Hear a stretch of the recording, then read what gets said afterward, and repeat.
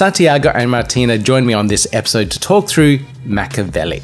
They have an upcoming mint starting on the 20th and another one on the 21st. They've got two different mints going on, but they're also doing this on Cardano and Wax. They're integrating communities on both those chains over and doing some really cool, interesting things with their MMO, RPG, Sandbox style. Lots of acronyms there and terms. If you don't know what they are, listen in on the interview. We go through all that so we get a better understanding around it.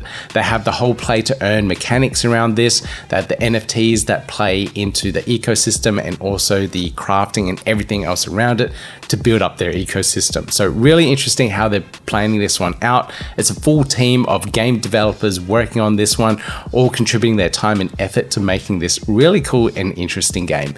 Check it out. All the links in the show notes for you down below. And with that, let's get into this interview. All right, so we're doing some play and earn, I should say, in this interview, and this is Machiavellic. It's an interesting MMO that's being built on Cardano.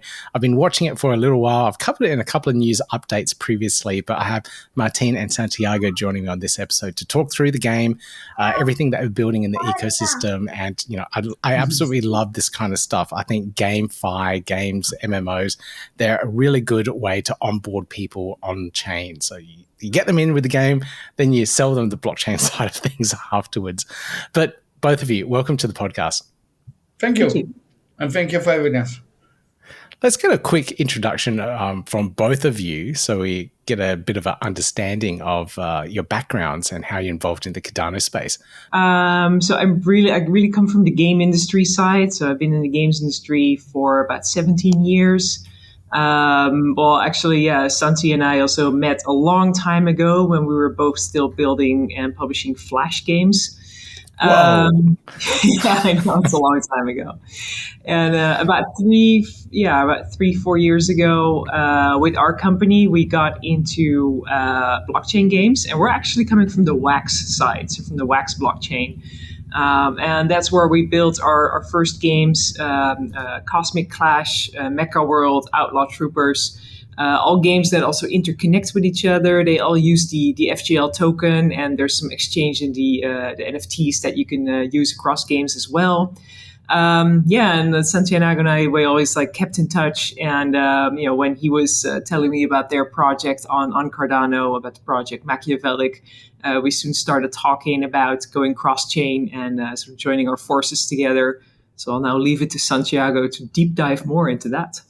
It's exactly like Martina says, that I come also from the Flash game time, in the time that I had in Thailand my Flash game company. So then that's where I know Martina from, and also a Flash game license, FGL, that the entity through which we published our games. And like she said, we have been keeping in touch, and then as the technology developed, we are here now in the blockchain. So. I believe a year and a half ago, Martina? Yeah, that's about the time we started talking, yeah. Is when we started talking about Machiavellic, and then the main component that we as Machiavellic try to attack is that in current MMOs, the marketing and the focus of the developer has to be mainly put onto the new user, while we want actually to turn it around so that they actually can focus on the end game player. So that's why it's also called an end game. So, and then basically the strategy that we thought is to use the blockchain to a game that could adapt the blockchain as good as possible. And that's why we chose for the Sandbox MMO, because in a Sandbox MMO, the economy takes precedence in the game. So that's how we got to Cardano, and that's how also we got to Martina and a Flash game license, and then here we are. Okay, I've got some questions here that some things I need explained. So, what do you mean by sandbox game? Okay, sandbox game. If you look towards MMOs, there are basically two different kind of games. There is the theme park model and there is the sandbox model. So the theme park model is something like WoW, by example, that I'm Blizzard. So then I design dungeons, and then people can actually do those dungeons and get a reward after the dungeon. And then So then it demands a lot of much more development from the developer than a sandbox MMO. Because in a sandbox MMO, the best comparison of what we want to do, you could compare it with EVE Online. So it's basically an open world where you basically can go in that world and then actually do what you want. So you can actually either mine or build stuff or steal stuff from other people or kill other people. And then actually the players become that monster that is actually in the dungeon in a theme park. So technically... Gotcha. Yeah. So because of this difference between the sandbox and the theme park, in a theme park MMO, if the dungeon is not cool and the boss is not cool and the game is not cool, then the game is a definitely not to play. While in a sandbox MMO, if you look towards EVE Online, Ultima Online, those are the biggest sandbox. It's actually the players themselves who actually feel that content by. So then, in such a game, an economy takes a bigger place than in a theme park MMO, because in a game like EVE Online, by example, or in a sandbox MMO, you can actually trade, or you can game, or you can pirate, or you can mine. So then there is the gameplay is not really defined as in a theme park MMO, where you basically have to go through the dungeon and just do what we want, so that you get your reward afterwards. All right, that makes perfect sense. Thank you for that explanation. I have spent an ungodly amount of hours on EVE Online. Me too. I think I've lost way too much time on that game, and I don't want to admit, but it makes total sense. And if you're building something like that, I could see where people can get lost in it. And I love the aspects where you can do whatever you want. You can be a miner, you can try pirating, and all those aspects. So building an MMO around that kind of model is just brilliant, because it really brings the community along, and then you go for the storyline every once in a while. But it's absolutely brilliant. What are you building at the moment within the universe of Machiavellic? Well, that's a good question. The whole strategy is because we are basically everybody in our team is in gaming for I think almost 10, 15 years. And then one thing that we all know is that it's very difficult to just come up with a game and then basically wish that the game is a success. I mean, it doesn't really matter how good that game is. I mean, it also depends on the market, how it's received. So it depends on a lot of factors. So then our strategy from the beginning has been to actually start creating the components with which we actually create that experience that the players will enjoy. So that basically we have decided to start at a lower pace and actually create the lore, the story, the mini games, so that the mini games actually lead to the eventual gameplay that creates the crafting, the trading, the community. And then out of all that, it's a relatively less risky to create an MMO out of that instead of the other way around. And because of that strategy is also the reason that we have focused that Martine is actually part of us, because Martine Flash Game License, they have been for I believe 15, 20 years focusing on casual gaming and those kinds of games. So basically our strategy is create a spaceship that actually goes to the planet where that MMO will take place. And then in that spaceship, we start defining the gaming experiences, the community, the trading, the crafting, and we develop all the components that we will need to create that MMO. So then in a way we are gamifying the creation of an MMO. Okay, so what can people experience at the moment? Like, is there any of this built out yet? I know games take a very long time to build and cost a huge amount of money. Yes. So if I jump onto the platform, the website now, what is the experience? You said mini games and all these little things, aspects to build up towards it. Where are we at? Yeah, we're doing a bit of a staged rollout with that, because as you say, it takes a long time to build, and we do want to sort of offer a game experience as soon as possible to people who are really like getting the NFTs and investing in the game. So the first mini game that we'll launch will be like sort of a simple battle mechanic that we've also already successfully implemented in some of our other games, like Cosmic Clash. And it will allow people to already use the NFTs that they have and engage with them in the game. And also, there will be some other games that also fit with the storyline. As like in the storyline, first, like you're traveling in on a spaceship, basically in a cryogenetic chamber. And like until you really land sort of on the new planet where all the factions will sort of start the struggle for power and battling it out. In the meantime, there's already a host of mini games that will launch to sort of keep things interesting and to keep the community engaged.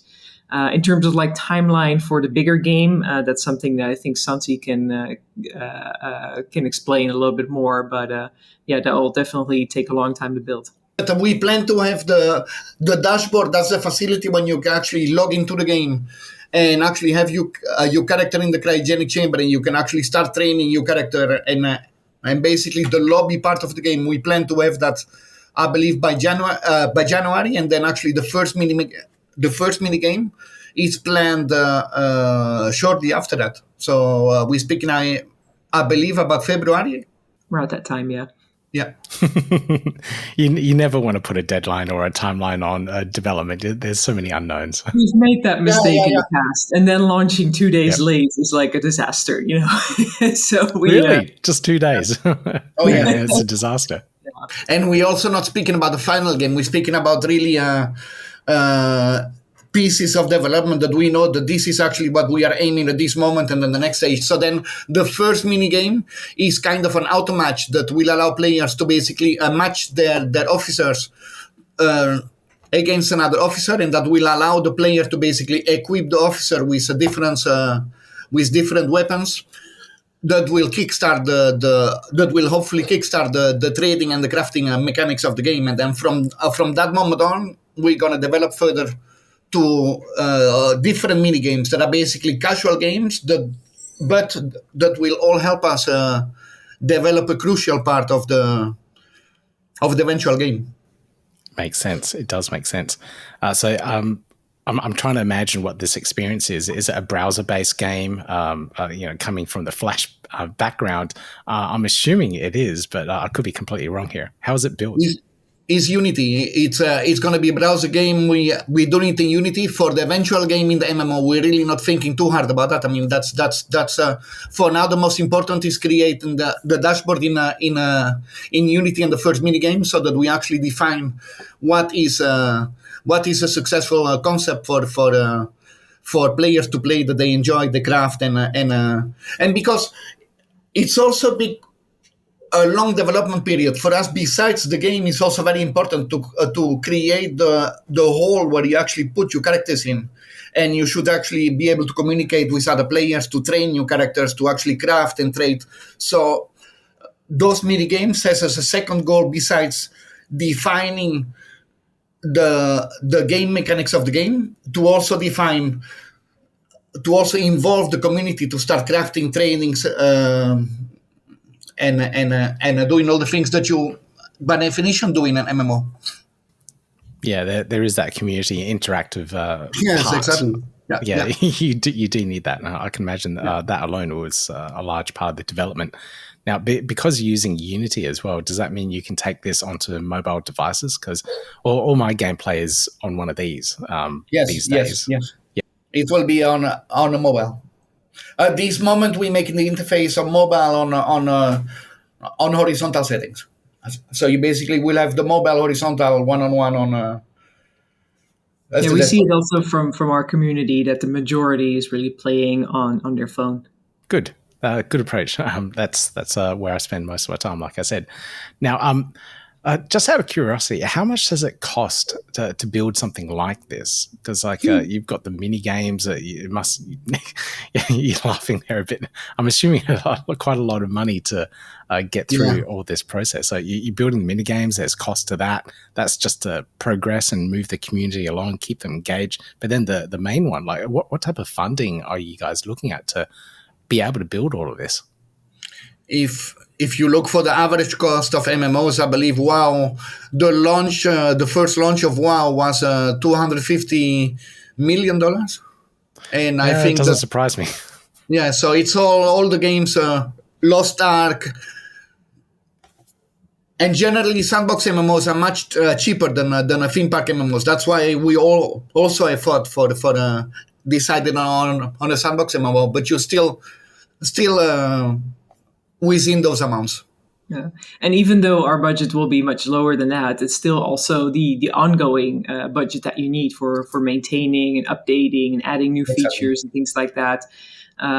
So with any live service game, it's not just basically the cost before launch, but also like after launch to basically keep the game interesting for all the players. Yes. Well, I think this is where the blockchain side of things does come into play and is kind of useful for sustaining a game development. NFT trading, asset trading within your ecosystem. I'm imagining you're going to have a NFT marketplace where you're going to buy, sell, and trade all the assets and things that people craft. And in doing so, you can generate some revenue from that marketplace. Can you talk about how that side of the mechanics is going to work? It sounds like it's going to come very soon within the first minigame that might happen. But can you talk through how you envisage all of those revenue sources and how the NFTs are going to work within the platform? The crafting will happen after the first minigame, because the first minigame, we basically going to focus on the gameplay of that minigame, and then later on we're going to add crafting, of course. So the crafting will be after the launch of the first minigame. The way that we have set up the crafting in a game, that you basically have two resources. You have one resource that is called FGL, that's basically, in a real world, you could see that like the dollar. And there is another resource that is called MEC. In the real world, you could say gold or oil or some resource. So eventually what we want to do is that when the Sandbox MMO is finished, that we want to push all the MEC toward the hardcore zone. So you really have to die to be able to get MEC. Same like in EVE Online, that you basically need to do that activity to be able to get that resource. And then actually new players, they can actually buy that resource or things made with that resource with FGL. So basically that whole trading and crafting mechanics, we want to set it up through these mini games. So the players that have bought an official commission pass, they will receive Mac airdropped. And that is basically the resource that in the future it will be very difficult to get. So then at the moment we facilitating the players to basically already start crafting these elements that might be a legendary, and we also that's also going to help us define, the balancing of those items and how those items are going to work. So that's going to be the main focus of the mini games, besides defining the gameplay. In regards to the NFTs at the moment, have you launched any of the NFT series at the moment that people can get into for those resources that you mentioned? Yes, we have officer commissions passes on our site, and I believe that we are launching with FGL on the 20th. So then from that moment on, we will start marketing the other items on Cardano, and also do marketing the same NFTs on the Vax blockchain. Yeah. So indeed, so some were already, like Santi says, like we're already available through Cardano. On the 20th we'll drop marketplace shards to really get into the economy of the game, and on the 21st we'll be dropping officer commission passes to be able to play and enjoy the game. So there's basically two separate drops on 2 days. And of course, the NFTs can go cross-chain and be taken from one to the other. But just for the ease of access, we thought it makes sense to sort of drop some to the Wax community, while the Cardano community already has had access to these NFTs for a bit. Okay, how do the cross-chain aspects work then? You're saying that we're dropping some assets over on the Wax side of things. In the future, how's the cross-chain interoperability between the two blockchains going to work with the game?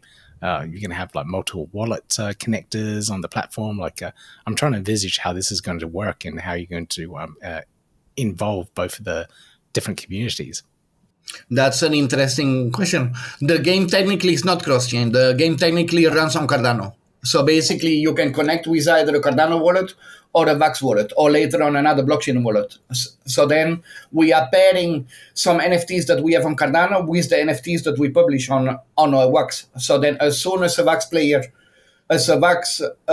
person connects with a Wax wallet, we read the NFTs, and then we actually can create that Cardano wallet for him. And then actually those assets actually go into the Cardano space. So basically, it's not really cross-chain, but we're focusing on the game and the gateway to the game.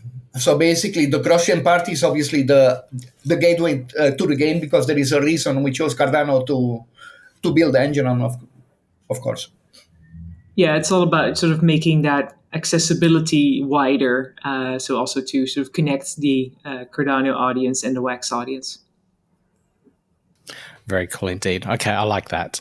Now, I have to ask about the Wax community and the Wax chain in terms of GameFi as well. What is it like? Is it a big user base? I don't really know much about it at all. In terms of size, I find it hard to compare it to the size of Cardano. But what I do know is, like, on Wax, it is very game focused. A lot of the projects there do have game elements to them. And also a lot of the tools that Wax offers make it sort of,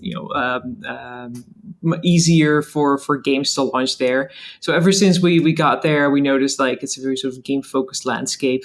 Whereas I get as far as I'm getting myself more and more familiar with the Cardano audience, is kind of more on the sort of finance interest side of things. So it's also going to be really fun to sort of get those two together and get them all playing in the same and interacting in the same game.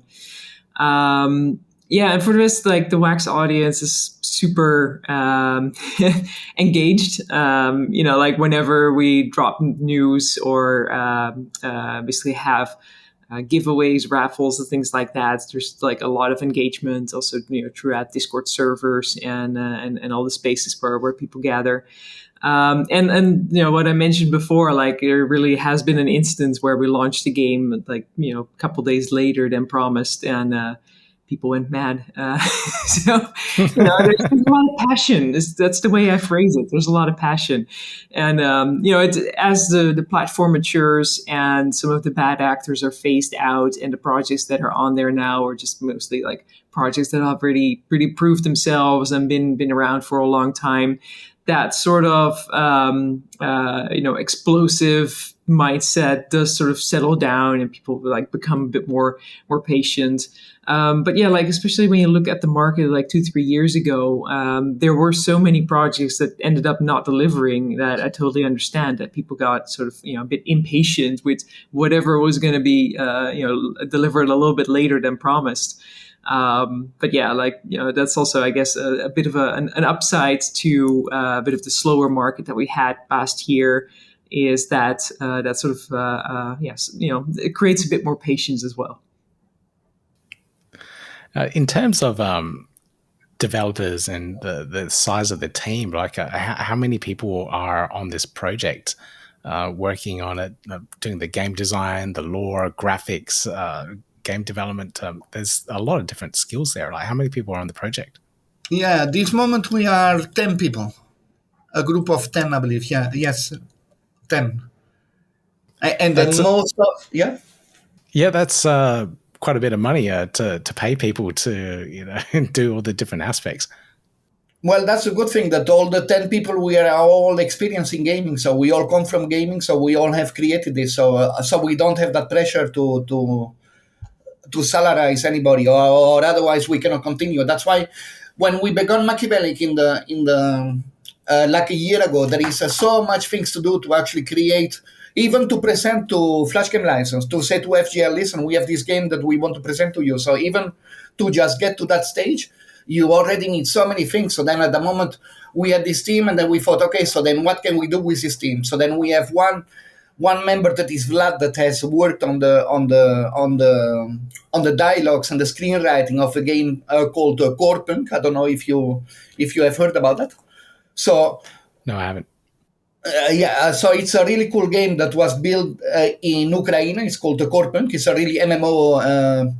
it's kind of WoW-like. It's a theme park MMO style, but because of the war, it got stopped. So then actually we got Vlad to work with us. So basically we got the team, and then we thought, okay, listen, what can we do that is really cool with the team we have? Because I mean, we can make a small demo of something that will be much bigger, or we can focus on which part are we going to focus. And then we basically decided to focus on the team building, on the story, on everything that we actually can do at this moment.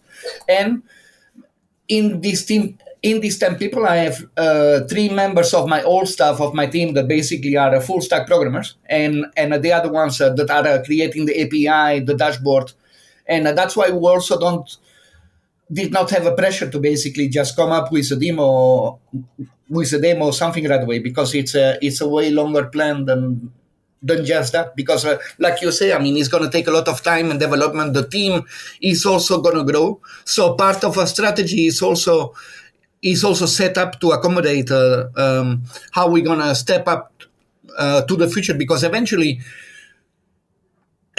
we don't discard meeting with big parties and things like that, and then actually you can better come with a product that already have a community, a proof of concept, gameplay, the trading, the crafting, and then actually come with a working product, instead of just trying to come with an idea. So then basically the problem that we're trying to solve for ourselves as developer is not only making the proof of concept, but also having the time that it takes to actually make this, and then actually having the tools to actually grow, and then partner up with the right people that can.